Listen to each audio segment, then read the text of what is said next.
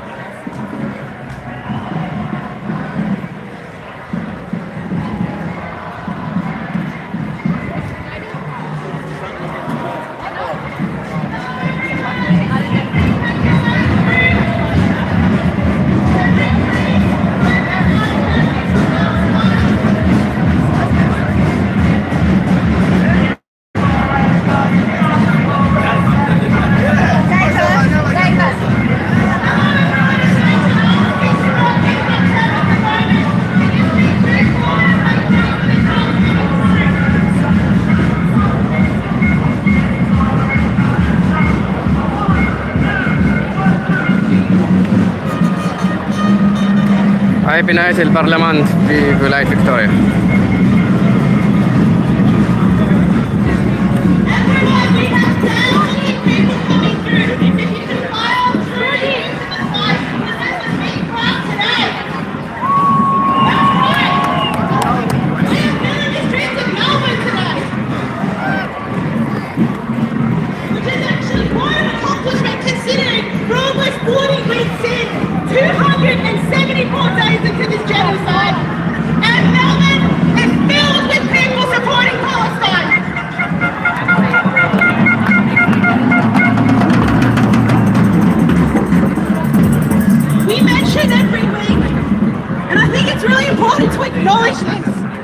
This is the biggest anti-war movement in Australian history. There has never been a sustained protest for anything in these streets every single week. And it is Palestine that unites every facet of Australian society, every community. And there are still thousands of us coming up the steps now.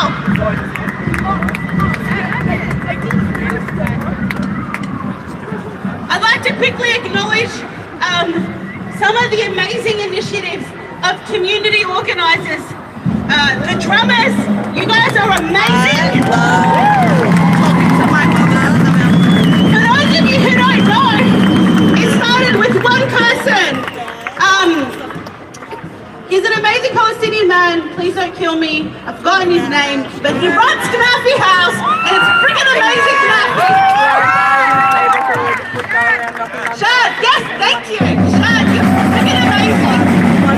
And then everyone has organically come together and just started drumming. We love you. We love you. We love all of you. It's actually something that about Palestinian culture is really important. We are very welcoming of everyone. Everyone is a family member, and if you've ever met a Palestinian, you don't usually leave us without a cup of tea, a cake, maybe some mansaf or makloubi, and you definitely don't leave without at least a gift, a hug and a kiss.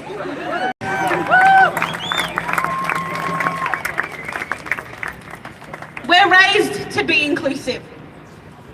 We're raised to value life.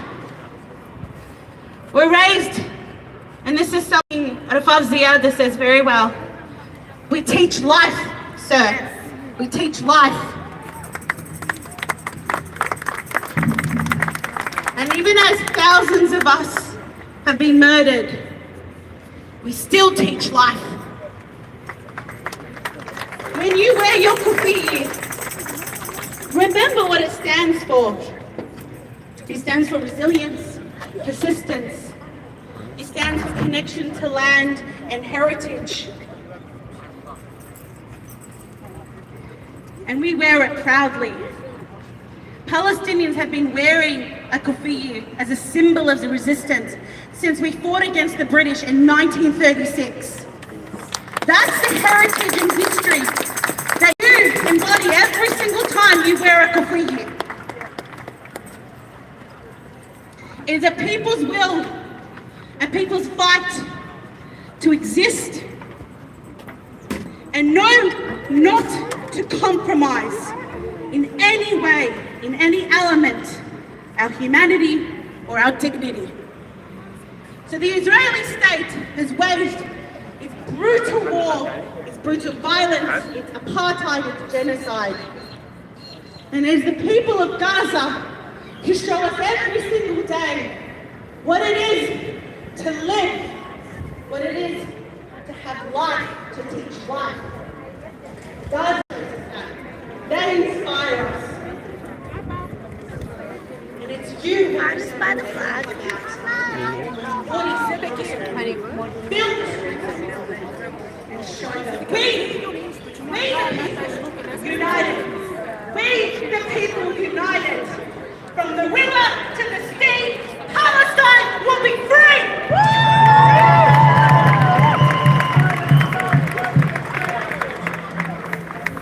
Ours is a movement of love, of inclusivity, of humanity, but it is also a fight movement. The river to the sea. Every parliament and private that Israeli apartheid regime and failed our nation. Shame on you, Albanese. Shame on you, Canada. Shame on you, the Liberal Party and the Labour Party, who are currently arming this genocidal regime, apartheid settler colonial state. We are arming them to kill and massacre innocent civilians. Shame on them. We will come out every single week, every single month, whether it's in our workplaces, in our streets, and in our homes. And it's a long-lasting movement. And it means we have formed a community of family. Let's have it. So I would like to welcome our next speaker, see her on the stage, see her on the panel. Noor Salman, Palestinian woman, inspired me, but most importantly, she has given us my housemate Leah the voices because Palestine is now heard on the lips of every single one of you today. Please welcome Noor Salman.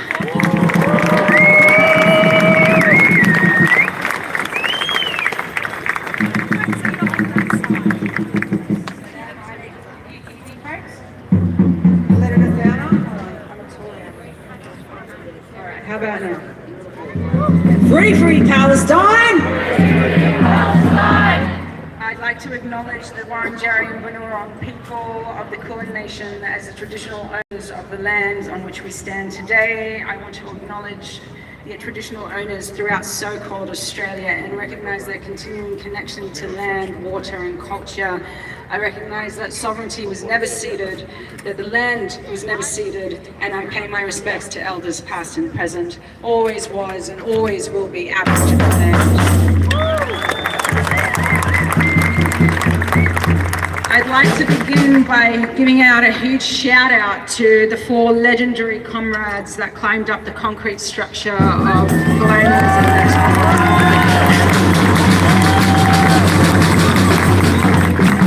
They defied billions of dollars of so-called security systems with their bodies, raising banners that spoke truth to power and spoke truth on the bloodthirsty history of so-called Australia, not only on these Aboriginal lands, but across nations across the world.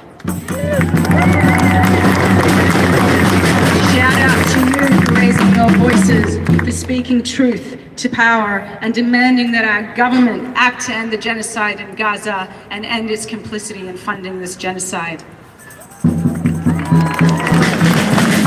Louder than that. Those guys risked their lives, their bodies,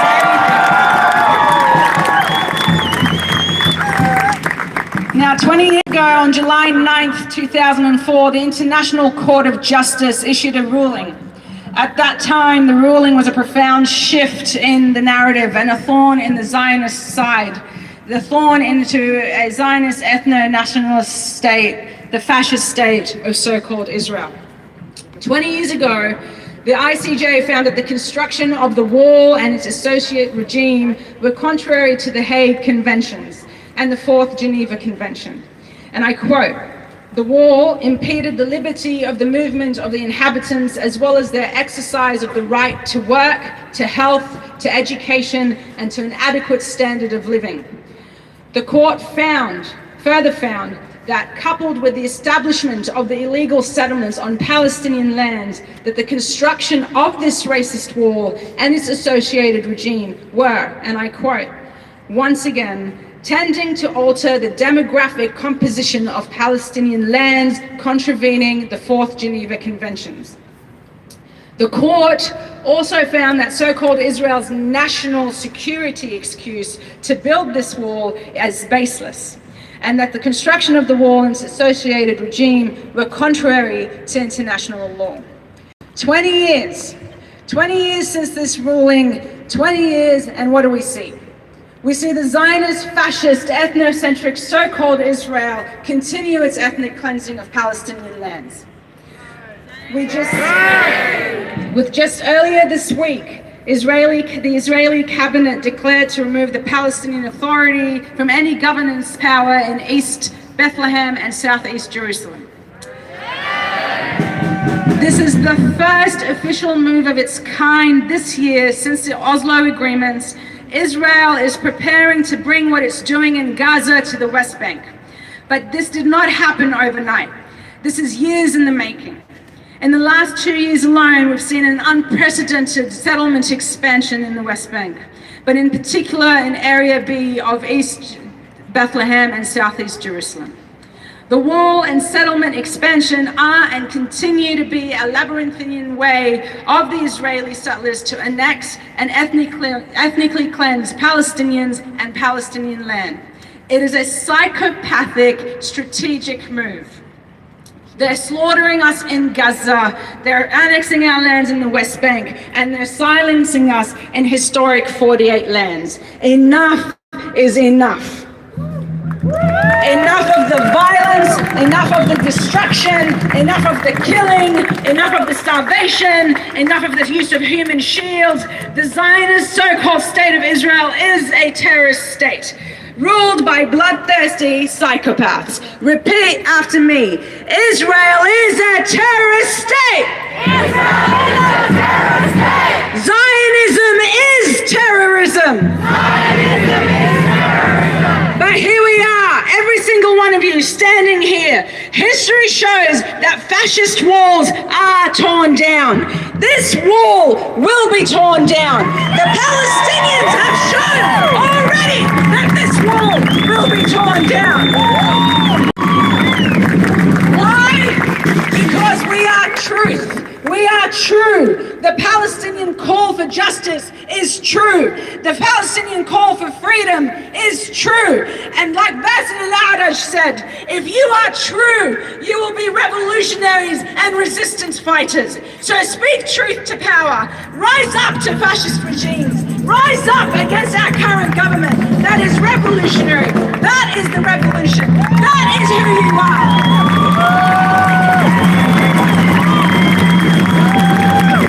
Our demands are clear. Our government needs to hear us clearly.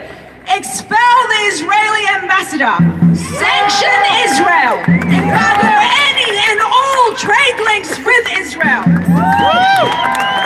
They're very easy demands, and you rising up every single day, picketing, speaking to people, talking to each other, wearing keffiyeh, raising this flag, this revolutionary flag, makes you speak truth to power, makes you revolutionaries, makes you part of the resistance. Free, free Palestine!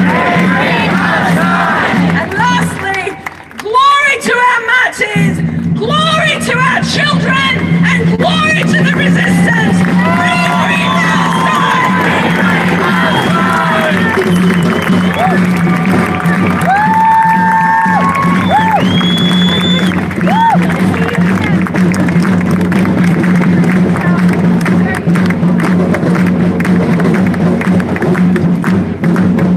Thank you, Noor. Now, Noor is our final speaker for this protest. And I know that some of you always don't come to hear the speeches because we come here to fill the streets of Melbourne. Yeah. That's right. But it's also important to learn and educate yourself about Palestine.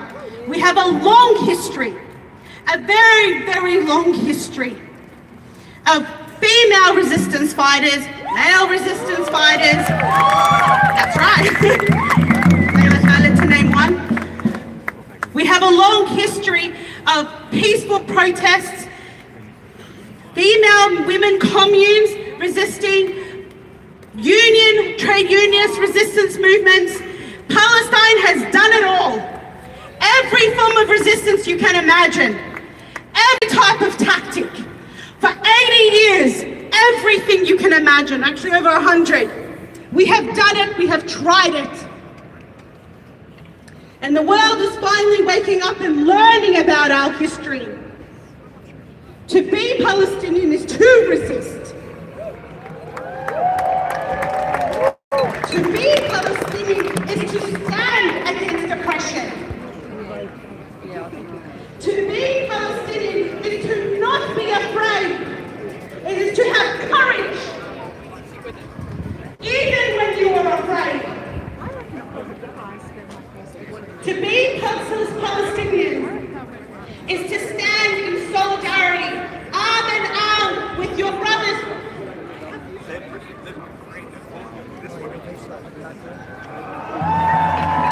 Around the world. To be Palestinian is to recognize that global fight against our Indigenous brothers and sisters here in Nam, here in California, in America. It is a fight against settler colonialism. And so do not forget, when you come and stand for Palestine, you stand on a long history of resistance. And I like to repeat that,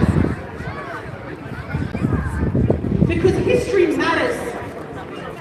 Our stories matter. Our people's names matter. We are not just a statistic. Our children are not just numbers. Our limbs, our lives, our homes, our land, not just a statistic. هسه راح ننهي البث هنا بهاي اللحظة. هاي المظاهرات كل يوم أحد أسبوعيا إلى أن تتحرر فلسطين بعون الله. شكرا للمتابعة، لا تنسون تخلون لايك للفيديو، ونشوفكم بالفيديوهات القادمة. We have tried it all, so we do have something to teach.